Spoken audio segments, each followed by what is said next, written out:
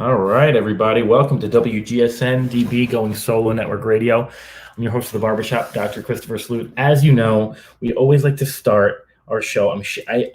Now, you might be asking yourself, why does he share these things while he's live on the show? Why is he wasting our time, right? If you share the show in like a bunch of different groups, too early, people don't click in. So if you're sharing it while you're live, it's kind of the easiest way to share it with folks. So I'm just sharing it with a couple of the groups, people that I think would probably love to see what's going on. We'll go over, what the heck we're doing here in a second. If this is your first time on the show, we call ourselves the Barbershop. And you're seeing just a little bit of me sharing to multiple groups on Facebook, and most of them are dating groups, and a lot of them are in Vegas. Vegas is the weirdest place for dating. I don't even know if I can do it. I love Vegas so much. It's one of my favorite places in the world. I don't know if I can. I just don't know. I don't know if I can actually. I don't know if it's going to be possible to date here, right? So. I am your host of the Barbershop, Dr. Christopher Sloot. I'm just watching the watch party. I always like to see if people are commenting, adjust the camera a little bit. So what's going on? Today we're going to catch up and chat. I want to talk about a couple of things today. There was so much going on in my life. I couldn't think of one topic to really kind of talk about. So I thought, you know what? Forget it. Let's just talk about everything. Let's just talk about what's going on in my life, what's going on in your life. Comment if you want to just like catch up, if you want to let us know what's been going on with you. You might see some things that are relevant to you. I always love engagement. I always love getting people, kind of just chatting with my show. I'll have complete dialogues with people as they're commenting on my show. And that's why I put the watch party up, get some folks in here. I love that kind of stuff. So the first thing you're going to notice on the show today, if this is your first time, then you're not noticing anything. But if this is one of your, 10th, 15th, 30th times watching the show, have we done 30 shows? Cece, have we done 30 shows? I don't even know. Cece's in the background on the ones and twos, making sure that we are good to go. If this is your first time on the show, you'll not notice anything different. But if you've been with us on the show before, this is a brand new time. We are here on Wednesday night at 7 p.m. Pacific, 10 p.m. Eastern. And there's a couple of reasons we did that. Number one is I wanted to get on a little bit earlier with everyone. I'll talk a little bit about why that is. Number two is you've got me sandwiched in between two of my very dear friends, Roulette Delgado, who's doing the care package, and as you know, my man Think It Twice, Daniels, who talks about just everything under the sun, from just, cognitive behavior and how you're thinking while you're dating and forming relationships. I just got to catch Roulette show, the care package. Really bomb, really cool show. I love it. I'm hoping that you're going to stick around for Twice as well. CC says we've done 26 shows already. That's amazing. Well, let me tell you something. We're going to have a lot more because we are going weekly starting now. So we're going to be going weekly every single Wednesday. I don't know if I can handle this, but we're going to find out.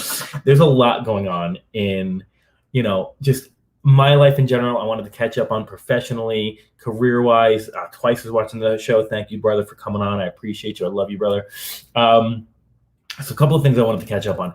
And, the Barbershop is, kind of a mesh of, professional life, personal life, everything, whether it be romance, bromance, friendship, family, professional, side hustle, hobbies, whatever. So we talk about everything under the sun. If this is your first time checking out the Barbershop, I want to tell you a little bit about what we call the Barbershop, why we call it the Barbershop, all that fun stuff. Okay. So this came about a couple of years ago, is when I kind of thought of the Barbershop. And I thought of the Barbershop when I was in a barbershop and I was kind of hanging out, and, I'm all about sharing. I'll share with my guys. I'll share with everybody. And, people have even been like, dude, you're hypersensitive. Like, you're real sensitive, what's your deal? And it's just who I am. So I'm in a barbershop a couple of years ago, and a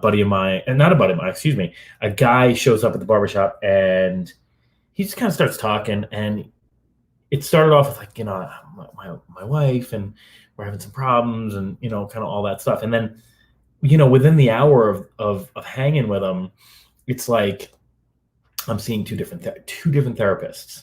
I don't know.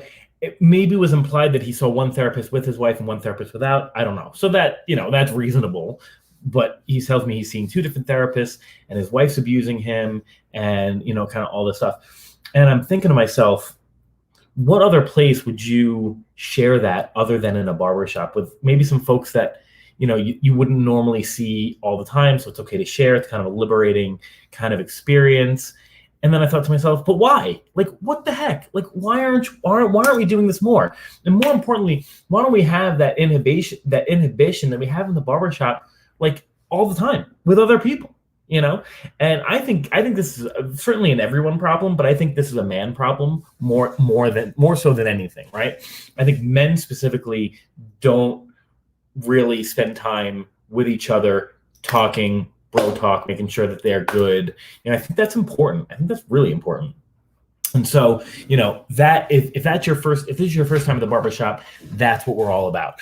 Now, the barbershop isn't, a bro-y kind of a place. We're super inclusive. I don't care if you're a gay man. I don't care if you're trans. I don't care if you're a female and identify as a male because you're non-binary. I don't care if you're white, Black, Latino, Native, another person of color. I don't care if you're from the US. I don't care if English is your second, third, fourth, fifth language. Don't care if you identify as a man. And I can't even think of other inclusive groups that we've had on the show. If you identify as a man, if you call yourself a man, if the word man is in any one of your pronouns, even if you don't use a pronoun, but you were born male, I don't care. That's what we're all about, right? When I do have guests on, like I've had twice on, and I've had Roulette on, I was asking them at the end of the show, what makes you a man? And all right, what makes you a man? It really is. It sounds like a misogynist, sounds like a toxic masculine question, right? It's not. Okay. What it is how do you define your role in manhood? That could be anything and anywhere.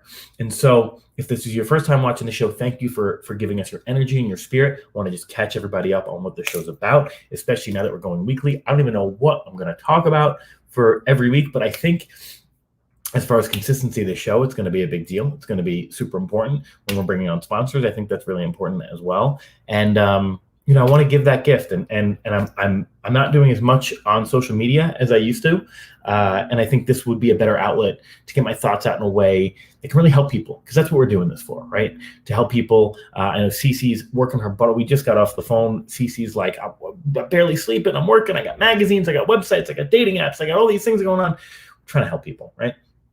If you think we're sitting in our mansions and spinning our mustaches because we're taking all your money, not the case. We're doing these things because we want to make an impact and we want to help. So that's what you're going to see from our show. So I've got my notes here, kind of checking things out. What's going on in my world at the moment? Then we're going to hit into some dating stuff. Professionally, doing great. Just started a new job. Really excited about that. I don't like to talk about where I'm at because I do have some folks who have stalked and called my office, and gets to be crazy, sent letters and whatever. Started a new job I'm really happy about. And it got me thinking about what makes me happy. And, I'm going to disclose a few things to you over the next couple of, minutes, we usually go about 45 minutes.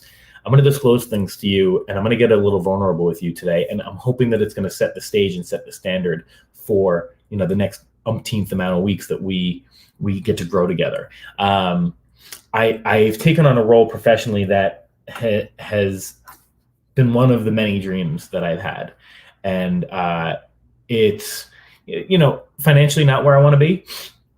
In New York, I made a heck of a lot more money, but it's New York. In Vegas, you can do less with more. I happen to, I Airbnb some of my rooms. In fact, Cece's gonna kill me because I didn't move the laundry basket from behind. But it's cool. Like we're hanging out. It's bro time, right? It's barbershop time. So the money isn't where it used to be when I was in corporate New York. But I couldn't ask for a better role. Couldn't ask for a better team. Couldn't ask for a better reason to wake up every single freaking morning. And it got me thinking about that. I was talking to a dear friend of mine, and I call her my life coach because I don't know how to define this person. She found me. We found each other. She found me on TikTok, and like so many people do, TikTok, Instagram, social media, whatever. If I swear to God, if I put out another social media video on how I'm not using social media as a dating app and get one more freaking person ask me out on a date, I'm going to kill someone. Not literally, because now if someone shows up dead, you've just got me on camera saying that. But this person followed me, and she had a genuine message for me, and it was really amazing. We linked up 7 or 8, I don't know how many months ago, and really is a person that changed my life. And I had a chat with her yesterday, and we were just kind of talking about the state of affairs of me, like what's going on in the world of me. And I'm blessed to have this person in my life because she serves me quite a bit, and I do my best to try to serve her. It's something that I am lacking in with all my friends, and I always try to serve them as best I can. And I said to them, God, I want to go on a date. I'm like, I want to get out there. I want to go out. I want to cuddle. I want to feel good. I want to have somebody who is all about me and makes me feel good. And she said to me, but does that make you feel good for a long period of time? No, it makes me feel like crap to go out and do this casual thing where we're dating all the time and like, nope, not finding a partner feels like garbage. And then I disclosed to her, I said, my boss said like some of the most amazing things to me today, that I was a model, that I was doing all these great things that he wanted other people to follow up with and do more of. And they said to me, and that didn't fulfill you in a way that is significant. And I said, yeah, you're right. It should, like, what's my darn problem, right? So the state of me is, professionally, I've been doing really well. Bold and Fabu Plus and Strutter and all of our magazines are killing me. I'm like working till 3 a.m. My team is kicking so much butt, and I'm trying to keep up with them. And it's a lot of fun. I'm exhausted. And I hope to find some more sponsors and resources and make our lives a little easier. It's still a lot of fun. It is exhausting in a way that's certainly when you're done, you're like, whew, that felt good though, right? So that's kind of where I'm at. And, I don't know if you know this, but Going Solo has a magazine as well. I know CC and I have talked about maybe partnering on that at some point. You should be checking that out soon for sure. But I want to talk a little bit about what it means to me and why I say I'm not necessarily wanting to go out and date, because people don't fully understand why I say that and what's going on in my world. And, I flirted with folks. I flirted with the idea of going on dates. I've asked people out. I have gone on a few, and I tend to pull back and recluse a little bit. And this is something that I want to get a little vulnerable about. And so that you understand, when I adamantly, argue with someone on my show about treating people with kindness and respect, it's because for a little bit, I think I lost touch on that. And one of my major addictions years ago was affection, and was the want to be wanted, not necessarily to want others, but the want to be wanted and to go out and feel good. And I've mentioned this on the show recently. I looked at myself in the mirror for the very first time 3 or 4 months ago, at the most, maybe even 2. And I literally was like brushing my teeth, was mouth washing, and I go, I'm like checking my teeth, making sure I'm good. And I like check myself in the mirror. I go, you're hot. Like you're hot. And that was the first time in 35 years. I'm 36 now. So 36 years. That was the first time in 36 years or less, whatever, that I ever looked at myself and thought myself attractive ever in my life. I thought I would dress sharp. I thought I looked okay. I thought maybe my eyebrows looked nice. I thought my hair looked on point. I looked at myself in the mirror and I said, you're hot. And an immense weight was lifted off my shoulder at that exact moment. I realized at that moment that I was dating and I was searching for affection and searching to be someone in so many people's lives because I didn't understand that I was attractive. And I also didn't understand my internal attraction, my emotional intelligence, my traditional intelligence, my spirituality, my heart, the things that make me the amazing human being that I am. And you look at someone like me and you go, how do you not see that? Right? Well, how do you not see that? Right? You're a professor and a doctor, and you've run universities before, and you've taught children all the way from third grade to 90 years old, people, adults up to 90 years old, and you're writing a book, and you run magazines, and you do all these things, and you've got these followers. How do you not see that you're a cool guy? And it's fraud complex. It's 100% fraud complex. You go out into the world, you think you are full of it, and everyone can see you, can see right through all the BS, right? And so it comes from a lot of things. It comes from, if you don't know about this, I've disclosed it on the show before. My mom passed when I was very young, and I was blessed to have a lot of other women raise me, but to lose your mother at a young age is tough, right? Teased by a lot of kids for a long time for being chubby, for wearing sweatpants because I was chubby, because I don't want to wear jeans because they were like men's jeans, for not being able to run, for having a lisp that was like made me completely, what's the word? You couldn't hear me. I don't know what the word, I can't think of the word right now.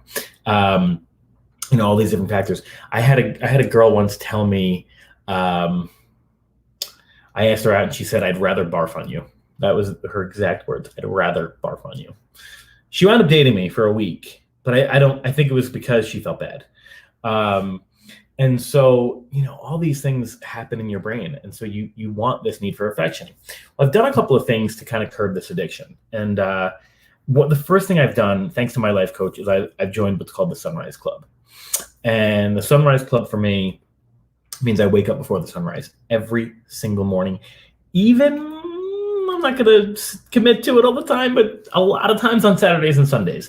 Saturdays more than Sundays. Sundays I make sure to get up for church. But even if I go back to sleep, I still wake up, stay up for a little bit, watch the sunrise with a glass of water, and I go back to bed. Number 2 is I'm trying to quit caffeine. I think that's super important. Number 3 is I'm really trying to get this addiction to affection and dating, out of the way. If you had met me during like the height of my dating, sorry, I got a new tattoo and I'm making sure it's not rubbing on my shirt. If you had met me during like the height of my dating, like life prowess, whatever, it wouldn't be abnormal for me to have 3 to 4 different dates a week. It wouldn't be abnormal for me to have 2 different dates even in a night, and consenting and telling those 2 folks I'd be on 2 different dates that night. That was rare, but it happened. And I'm at a place now where I really want to understand why I did that. And I understand there's a lot of reasons that I've done that. And I want to find my soulmate, and I want to make sure that I'm ready to find my soulmate. So the first thing I've done, join the Sunrise Club, waking up every morning because I deserve it. And you deserve it too. You should totally think about changing your lifestyle and waking up at 5 a.m. It is, just before the sun, whatever. If sunrise is at 6:09, wake up at 6. It's fine. It changes everything about your life by doing that one thing. It's not easy, but do that one thing. You deserve it. If you love yourself, I promise you will write to me and you will say, "Bruh, started waking up early. Best thing I ever did." I think everyone's going to tell me, "Oh, you know what? I stay up till 2, 3 in the morning. I'm a night owl. I'm so productive." Let me tell you something. That was me. You're gonna hear 2 things from me right now. Okay, creatives stay up till late at night. Billionaires wake up real early. Okay, you could be creative at 5 in the morning. Sun's still not up. You got the darkness. Write your book. Whatever you want to do, it's fine. Okay, so that's the first thing I'm going to tell you. Okay, number 2 is, if I, who is the most stubborn man on the planet, can change his circadian rhythm to do it, you can too. Okay, so think about that. Okay, so that's the first thing I've done. The second thing I'm doing is trying to quit caffeine. If you don't know this about me, I've had a heart defect that resulted in open heart surgery. I also was addicted to laxative diet pills, all those types of things before I even knew that I had this, which I'm sure sped up my metabolism, sped up my heart rate. Probably wasn't the best thing for my heart. So probably, added to that surgery. So I'm supposed to have 1 cup of coffee a day. I was hitting about 5 or 6 before I started my protein shakes, which have a little bit more boost in them. I'm down to 1 cup a day now. sometimes decaf, and I'm going to try to completely eliminate that. So we've got a lot more to talk about. This is WGSN-DB Going Solo Network Radio. I'm your host of the Barbershop, Dr. Christopher Salute. I love catching up with you. This is just kind of our catch-up show, making sure that we're all on the same page. This is our 20-minute mark, though, where CC likes to throw in some sponsors to pay for all the wonderful lights and bells that make this show possible. I'm going to take a break for a second, share the show for a few seconds, and you're going to see some dead air, only because we are inserting some ads. Be right with you. WGSN-DB Going Solo Network Radio. This is your host. This is the Barbershop with your host, Dr. Christopher Salute. Be right back.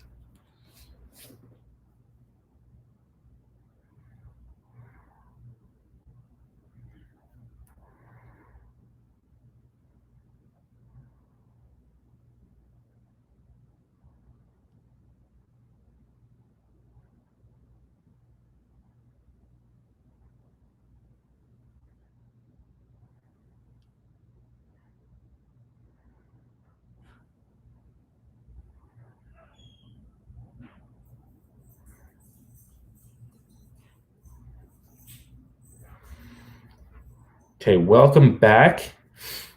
I'm your host of the Barbershop, WGSN-DB Going Solo Network Radio. How you doing? I'm Christopher Salute. I am just hosting a watch party, and I never remember how to do that. So I got to invite some people into the watch party. How do I do that? I never remember how to do it. How do I share it? I'll share it to this thing and see what happens. I'm going to share it to the Stunning Bombshell group. I'm going to share it to the Las Vegas Watering Hole group. I'm going to share it to Kansas BBWs. I'm going to share it to Cage Riders. I'm going to share it to Club Baby Doll. I'm going to share it to Karen's of Vegas. I'm going to share it to Las Vegas Professionals. They might kick me out. I'm going to share it to the Marketplace. Let's see all these great things. Okay, cool. And now we've got it. Awesome. Okay, so people are joining my watch party. Fantastic. Love it. Elizabeth says, "Brah, best thing ever." That's probably from my Sunrise Club. Elizabeth is a very dear friend of mine. She actually is somebody who is near and dear to my heart, who has helped to change my life.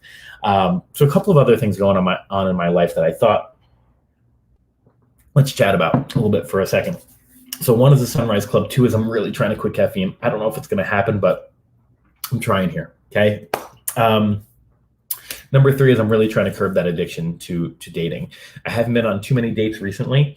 I have been on some, and it's a love-hate kind of relationship with that activity, because it's fun to go out, but like any high, like any drug, you feel badly afterwards because you don't really know where you're supposed to take it. I don't know that I'm ready to commit to someone at this point.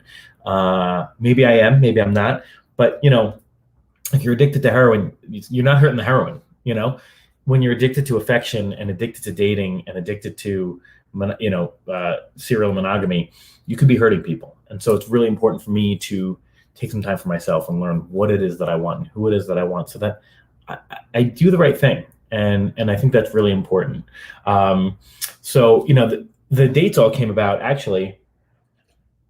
We decided to play a game around my birthday time. It's a fun game where, me and my guys kind of know each other, and we downloaded some dating apps, and we swiped for each other's dating apps based on who we think would be a good match for that person. So not manipulating, not hurting anybody, who we think would be a good match for that person. So we had a couple of guys in the room. I don't know if we had any women in the circle, but it's kind of fun. And then we kind of picked up our phone, so we matched with, and then we kind of chatted with some folks. That is like bringing an alcoholic into a bar for me, because that level of interaction is a challenge for me, because I want so badly to find my person out of that mixture of people. And is it the right way to meet somebody? I don't know. I always imagine maybe I'll meet somebody at church or the library or like the grocery store. We'll both be like handling our cantaloupes or whatever. And I'm like, how do you check your cantaloupes? How do I check mine? I'm a baby. I never talked to anybody in person. So it was a rough couple of weeks after that, because, I'm on these apps and chatting with people, and, it was definitely not helpful for this, this addiction that I have to kind of affection and dating. So, that's kind of where my life is. And I kind of thought we'd take the second part of the show and just kind of talk about some stories that have happened in, the past couple of, interactions I've had while trying to date a little bit. And I've written down a couple that I thought were kind of funny. And, you're welcome to comment. Let me know what's up with you. I'm all about it. So these are a couple of stories that, and remember, these stories have typically happened over and over and over. When I'm chatting about a date that I've gone on or somebody in my life, they're amalgams, right? So they are amalgamous of multiple people. Because I have gone on so many dates in my life, I'm not proud of that fact. But if you think I'm talking about you or a friend of yours, I'm likely not, unless I say their name, and I would never do that. So a couple of different scenarios that have come up recently. We talked about age differences last week, and I thought that was a really interesting show. And since that show, I actually matched with somebody who was really a lot younger than me, and I was the first words out of their mouth was like, "You're super intimidating because you're you're older and whatever." I think 12 or 13 years on them, and you're a lot older and whatever. And I'm trying my best to calm this person down, because I was really attracted to this person, not just they beautiful girl. And this has happened multiple times. So it's same story, right? Beautiful girl, woman, and so many other things that were attractive about them, their soul, their heart, all these different things. And I try to calm down and be like, look, it's not like that. You've got something in you. I see it. Just let it happen. Let it vibe, whatever. And I don't know if that was a precursor, or what do they call that in the book you're reading? Is it foreshadowing, right? I don't know if it's foreshadowing, but within 24 hours of that conversation, that the maturity level of conversation just dropped to a lot of LOLs, a lot of whatevers, a lot of oh my God, OMG, are you my father? Kind of stuff. And I was like, okay. I've given you my number. How do I swipe left now? Can I swipe left on your phone number? And so, last week I talked about how, age differences are not a factor. And I completely I abide by that. I agree with that 1,000%. If you've got a certain level of wisdom, experience, knowledge, whatever, it's cool.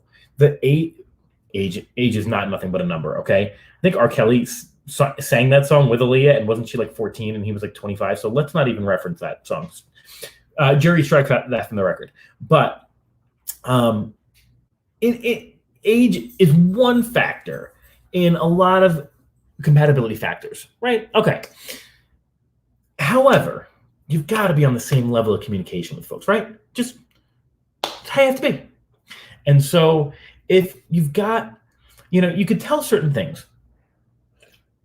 I haven't been dating for a while, to be honest, but dated enough.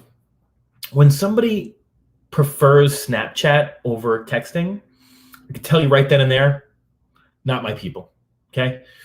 I want a text message because I want to reference what we've said, and I'm not about to send lewds or whatever we send.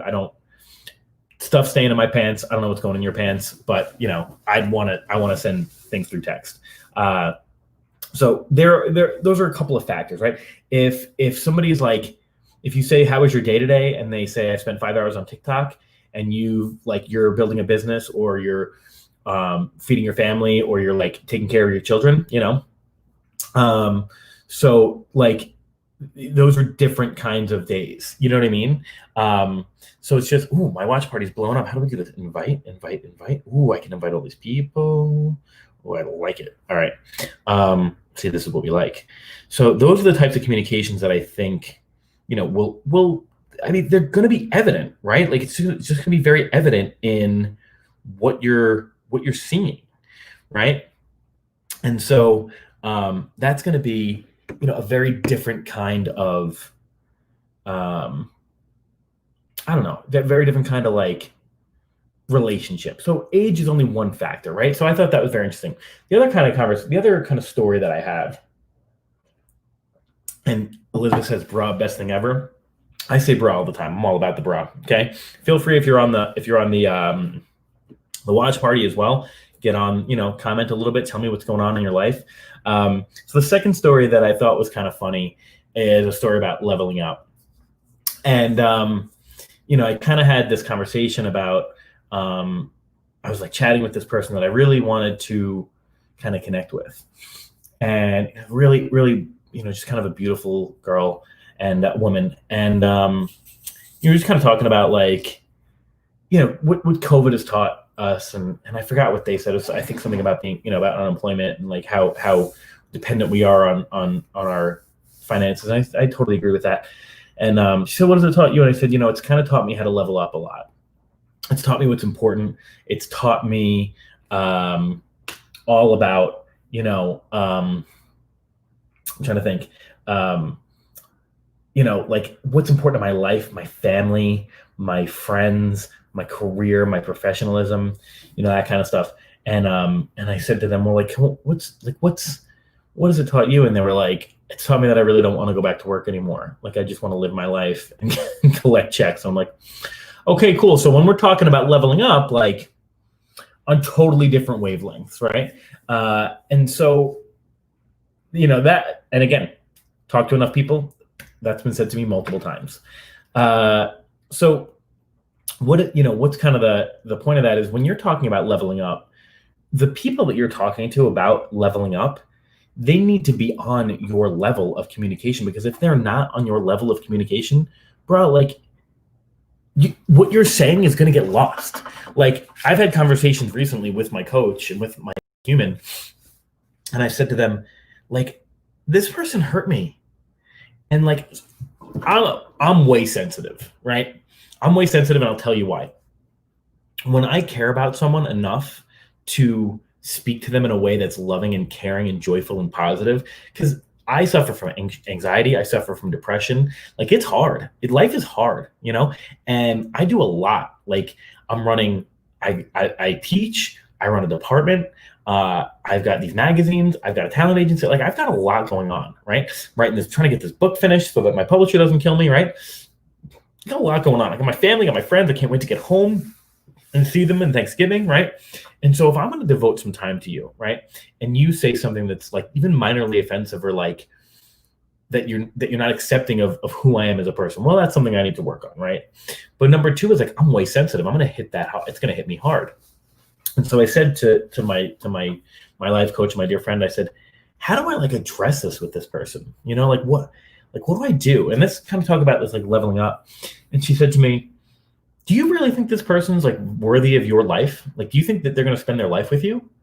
And I was like, well, I don't know, like maybe, like, I don't know, She goes, there's your answer. Like, why are you wasting your time explaining to someone how to communicate with you? Because you're a complex, layered, sensitive, incredible dude. And I'm sure that they are too, but they are lacking in their communication department. Why are you explaining it to them if they're not on your level yet? You're not playing, what did she say? You're not playing at your level, I think. You're not playing at your level. And so she also then told me that I would be a therapist's dream. So I need to find a good therapist. I was using Talkspace for a little bit. All about mental health, by the way. Don't knock mental health. And if I can get Talkspace to sponsor a show, I freaking totally would. But I don't know. I had a therapist that was amazing. And then I switched therapists now that I moved to Nevada. And we just don't have the same rapport. My old therapist, like, I'd be like, yeah, I went on a date with so-and-so. And she'd be like, oh, yeah, so-and-so. She worked at the circus. You met her 8 months ago at the bar in Brooklyn. And I was like, I don't remember the name of the bar, and she was good. This new therapist, I don't know. So I might just find somebody in person. But when you're talking about leveling up, that's where you need to be, right? We're trying to communicate with people who are not on our vibrations. And let me explain something about that. It's not necessarily a bad thing, right? They could just be on a different vibration level, and that's cool, right? We need to find people who are on our levels. You kind of move up and down in that level of spectrum.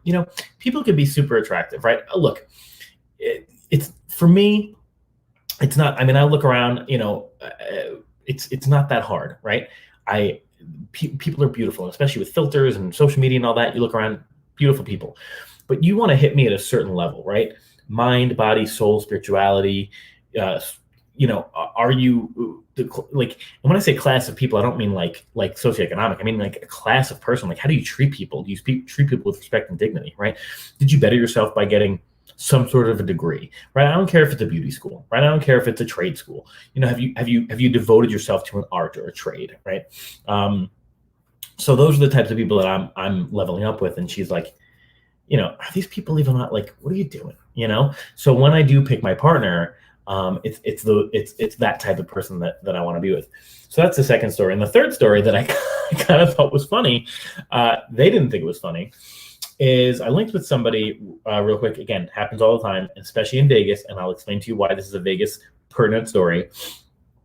Beautiful girl. And to be honest, so attractive.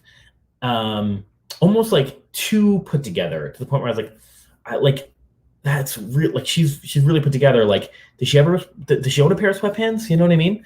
And matched with her on Tinder immediately, which is like, Tinder's like, it's like the worst. It's like the gas station convenience store of dating apps. Like, I don't know why we think we're walking into a Trader Joe's and we're walking into a freaking gas station convenience store, and we're looking for the organic Kobe beef, and what we find is the beef jerky next to the what do they call it, the machine, the slot machine, because we're in Vegas, right? So we're on Tinder, match with her immediately. Instagram's on her profile, like the picture on her Instagram. She follows me immediately, follow her back. I mean, it all happened like boom, boom, boom. There's a hole in the bucket. Where's it? Plug the hole, blah, blah, blah, blah. And she messages me, hey, are you in Vegas? Yeah, I'm in Vegas. Yeah, I'm here for X amount of time. This happens. Let me tell you something about Vegas. If you want a town with amnesia where you can fool around and have fun and nobody's going to know who you are, Vegas is the spot. But if you want a lasting relationship, Vegas is really hard, because people are in Vegas for 3 or 4 days and they're trying to have a fling, or they're trying to get taken out for the night, or they're trying to have a tour guide for the strip. So it's a challenge. Are you in Vegas? Yeah, I'm in Vegas. I'm here for X amount of days. Cool. Can we make it happen? And I'm like, oh God, this girl's so attractive. This woman's so attractive. Like, maybe I should try, and I answer her question. She immediately gives me her phone number. Now, at this point, I'm a little skeptical. First of all, I'm not really dating that much. I'm not dating that much at all. So like, I'm skeptical about going on a date in general. Okay. So I'm like, maybe I'll go on a date with her. I don't know. We'll see. She's so pretty. Like, just to even have a conversation. Like, I don't even know if we get along yet, but just to like look at this person. She's a beautiful girl. And so we're talking or whatever. She goes, when are you available? I said, I'm free these nights. She goes, great. This night I'm free. And at this point, I mean, all this has happened in a manner of what felt like 3 minutes. It felt like 10 seconds. And I'm like, I don't know if I should ask this question or not. I don't know if I should ask this question, but I think it's the right question to ask, because I live in Vegas. And I said to her, I'm sorry I have to ask this question. Are you an escort? Because I'm wondering if I'm going to get a bill, like for the evening. You know what I mean? And she gets kind of offended, and she goes, no. And it kind of is terrible that you asked that question. And I said, you have to understand. And I didn't say it like this. I said, I apologize. I said, I'm sorry. I live in Vegas. This happened quickly. You're very pretty. You know what I mean? So that's why I asked the question. And she says, I'm like, well, I hope you're nicer in person. And I was like, you know what? I don't feel like, when we talk about leveling up, you know what I mean? I think somebody on my level might laugh at that question, right?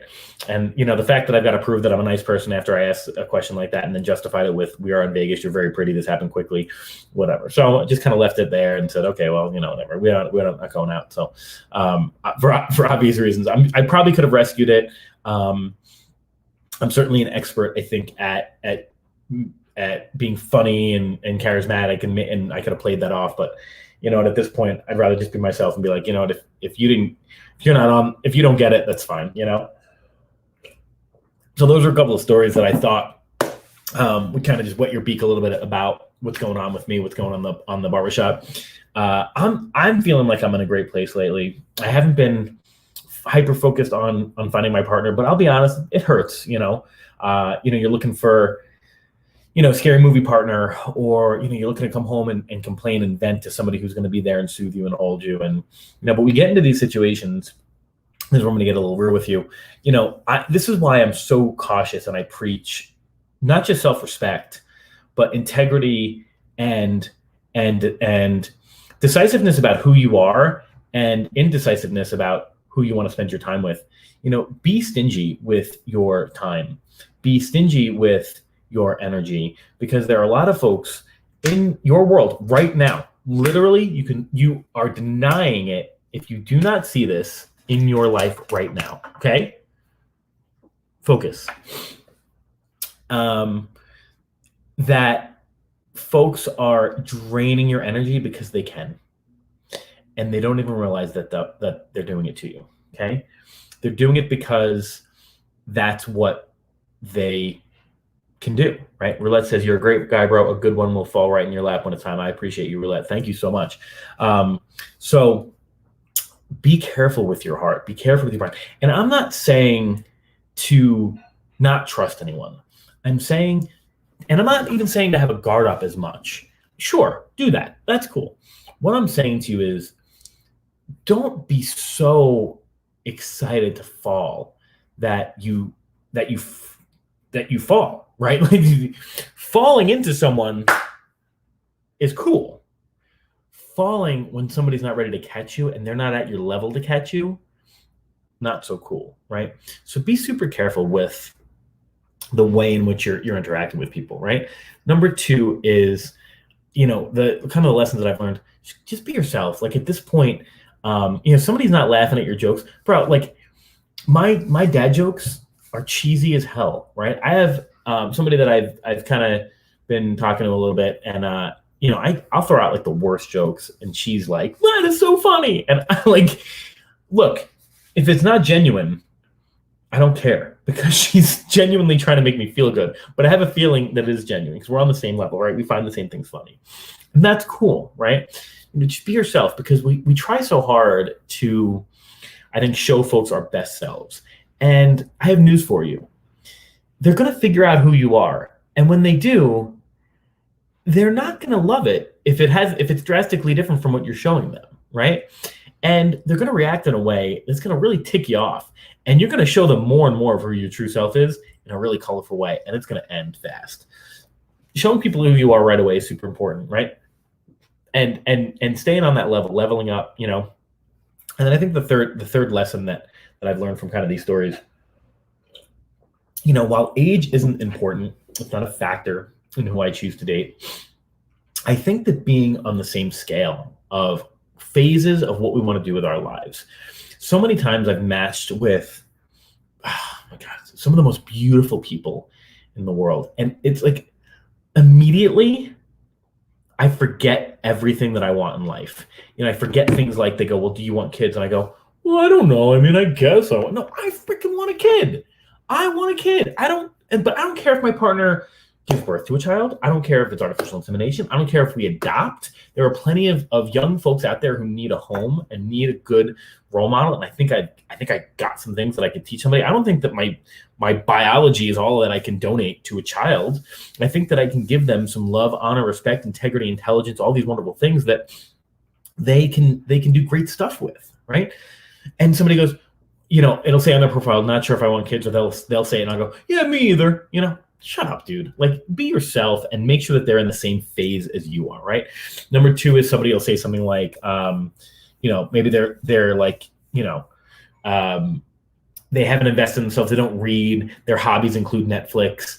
And I go, "Dude, that's so cool. That's cool. I mean, I wish I could relax like that." Yeah. Do I wish I could relax like that? Absolutely. Do my hobbies include Netflix? No. My hobbies include like playing the guitar, reading, writing, MMA, taking my dog for a hike, things that enrich my soul, my mind, going to church, that kind of stuff. You tell me that your hobbies include watching Grand Army on Netflix? It's not a hobby. That's a TV show. Pick something. Let's try again.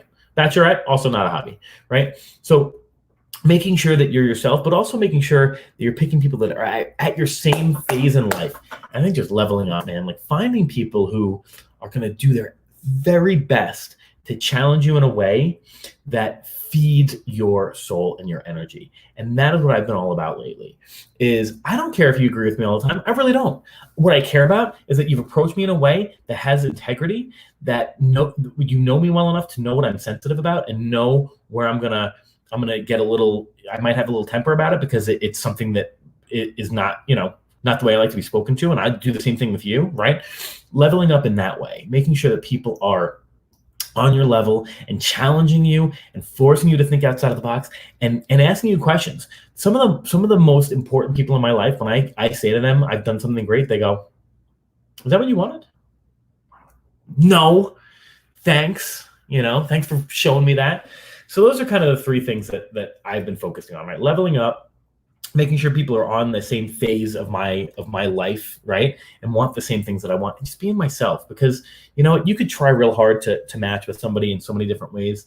And then, when stuff hits the fan and your true colors come out, good, bad, or indifferent, they're going to find out if they like you or not. So you should just let them know immediately, right? So with that, I want to tell you what you're going to expect from our show going forward. If this is your first time watching, we are now on Wednesday nights at 7 p.m. Pacific, 10 p.m. Eastern for our East Coast folks. And we're going to be on weekly. So I can start thinking about next week's show like yesterday. What you can expect, we're going to do a lot more growth talk. I'm going to try to have some more guests on, of course. We're going to talk about things that I think, Roulette specifically talked about. I'm certainly going to watch and listen to twice a show as well. But, Roulette specifically talked about, he talked about the hookup culture. This is something that I love hookup culture for a while. Do I still want to be involved with hookup culture? Sure. I mean, who wouldn't want, as a man, we're biologically programmed to just want a lot of folks, right? Who wouldn't want to have, this kind of situation where, every night we've got different people and it's fun and whatever. Sure. It's cool. A couple of weeks go by and you're like, what did I just do? What happened? I agree with Roulette in that, when you're out to find somebody and really level yourself up, you want to find that king or queen or, whatever pronoun you're going to use to really take you to that next level. So that's really what we're going to focus on is challenging yourself in a way that provides value to you and value to your partner and value to your romantic relationship and value to the people around you, your office, your team, your life, your family, all that good stuff. Okay. We're constantly looking for sponsors. If you're watching my show and you own a business, I'm going to hit you up for money because now's the time. We've been doing this show now for almost over a year. And we are going to absolutely start bringing on folks that we can just depend on and have fun with. So if you're ready to grow with us, I'm ready to grow with you. And that's pretty much what we're going to be talking about for the next, I don't know, until CC gets sick of me and kicks me off. This is the Barbershop Show. I'm your host, Dr. Christopher Salute. This is WGSN-DB, Going Solo Network Radio. I'm going to answer the question, what makes me a man? And what makes me a man is I'm not afraid to show everyone who I truly am, to grow in front of everyone, to be vulnerable with some level of caution because I want to be more vulnerable with the folks who are in my life, but to help others get to where I'm at and then for us all to get there together. So again, this is the Barbershop. Hope you have a wonderful night. Thanks for tuning in today, and we'll see you next week. And again, thank you to CC and the Going Solo Network for putting us on. Have a good night.